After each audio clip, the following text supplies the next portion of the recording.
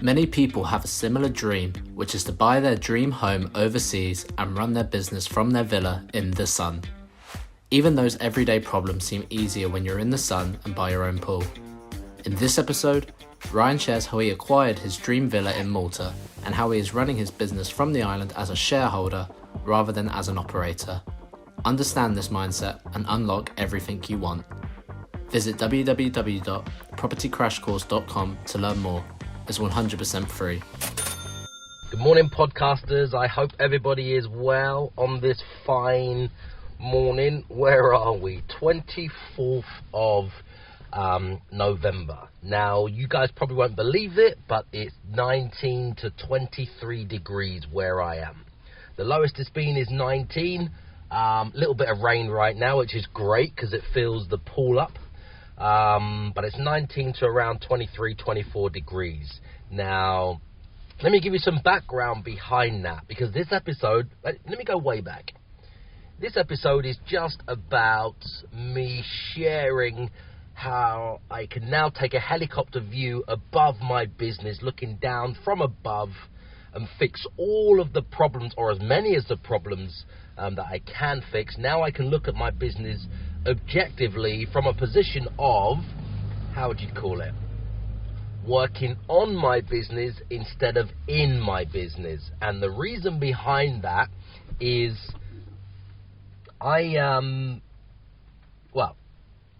my company started to add to its portfolio. As you guys are aware, we've already got properties, we've already got rooms, some we own, some we lease, some we rent.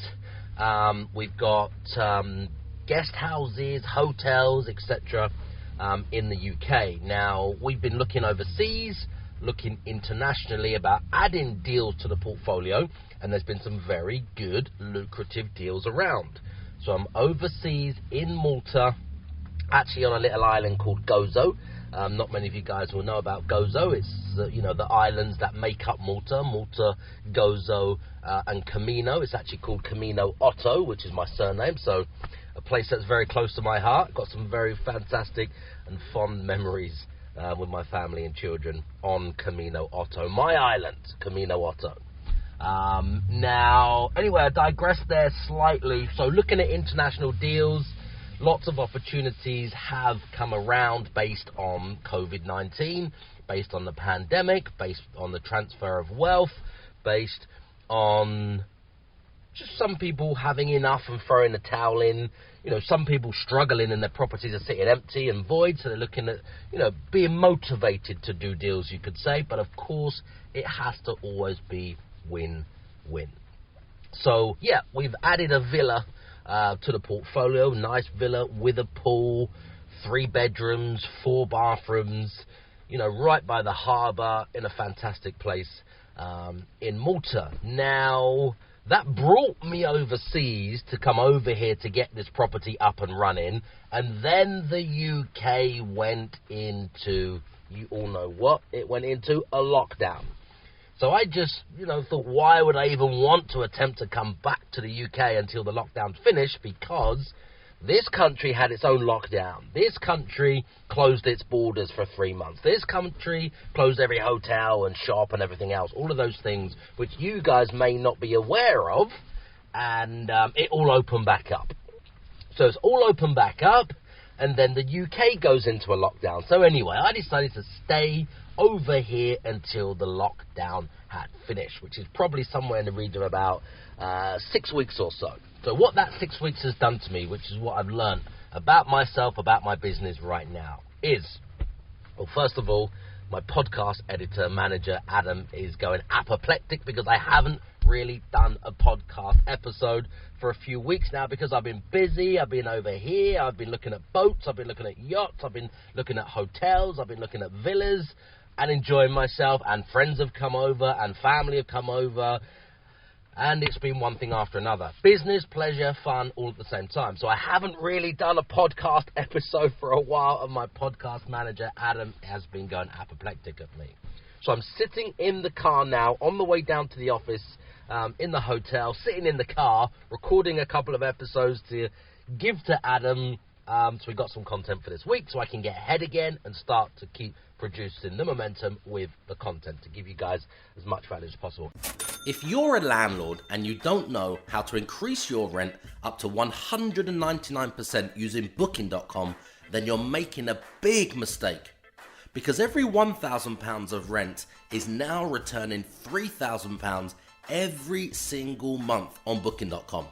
And you never have to evict a tenant again. I'm serious. Anyways, I created an ebook. It's called The Rent Arbitrage Machine. So I can show you exactly how you can increase your rent up to 199% on your own rental properties. Just head over to theyrentanyhome.com/free book and just tell me where to send your free copy.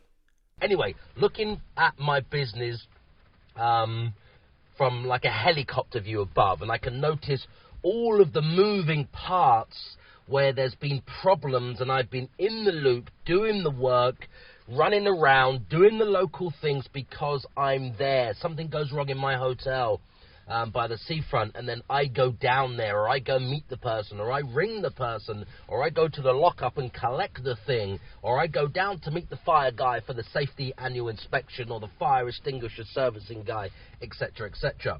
And then there's another fire to put out in our block of HMOs that we got. So I may go along there to meet the owner or to meet the person from the council, etc., etc. And that's another half a day gone.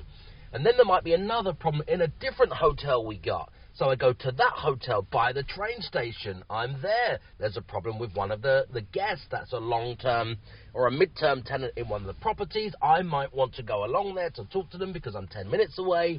It's a big problem that only I think I can deal with, etc., etc. Now I've gone from one hotel to a HMO to deal with a council, to another hotel to deal with some fire extinguisher meetings, etc., with the fire inspection team. And then I go along to another building, another hotel we've got, talking to some long-term guests to try and get some more business from them because I think I'm the best person to do it. And then we've got another problem at another hotel that I'm actually buying right now.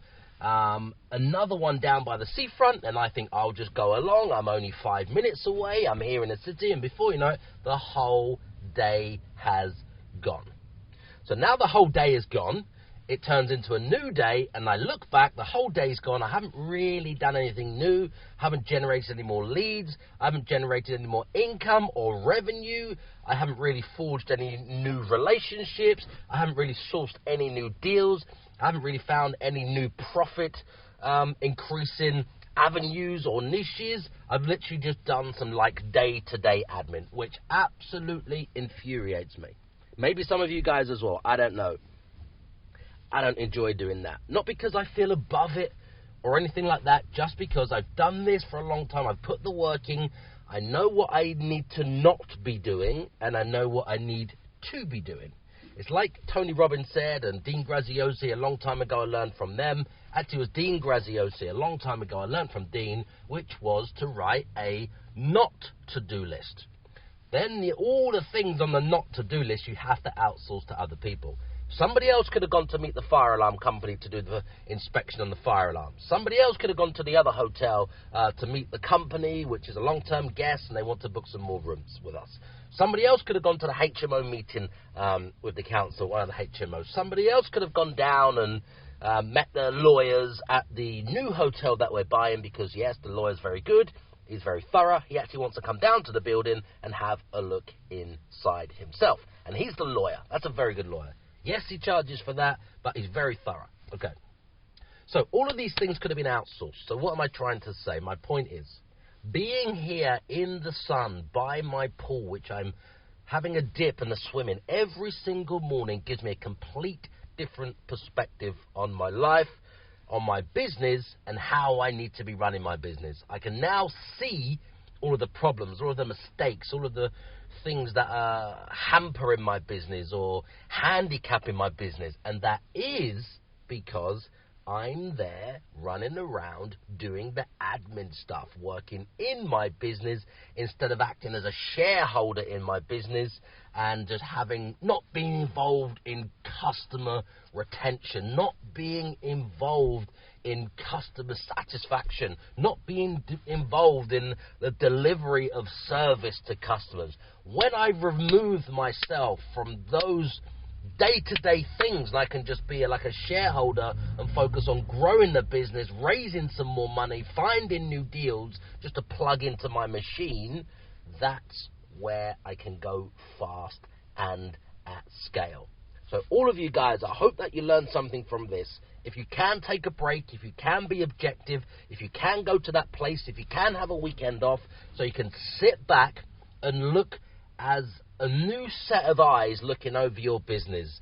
Don't be emotionally involved and, avoid things and cover things up, the things you've been doing wrong. Don't lie to yourself. You need to sit back from time to time, be objective, take a bird's eye view, a helicopter view, I call it, as if you're somebody else looking over your business. Okay, just imagine that, a fresh set of eyes. You can see the problems, you can see the mistakes you've made, you can see the relationships that have been hampered, you can see the things, the bills you haven't paid on time, for argument's sake, just because you haven't set up a flipping direct debit. Okay, so every single month this problem comes around again and again and again, causing unnecessary stress and tension.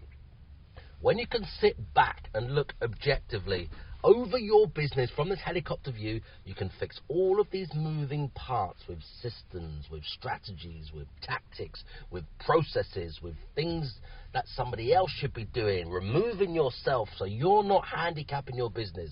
Because I understand from myself, and many of you guys listen, entrepreneurs are great at the startups, getting things started, getting things moving, getting the momentum, but when it comes to the day-to-day administration, I hinder my business, I handicap my business, and it causes problems, which I can see when I'm not lying to myself and I'm looking objectively. I hope you got some value from this episode.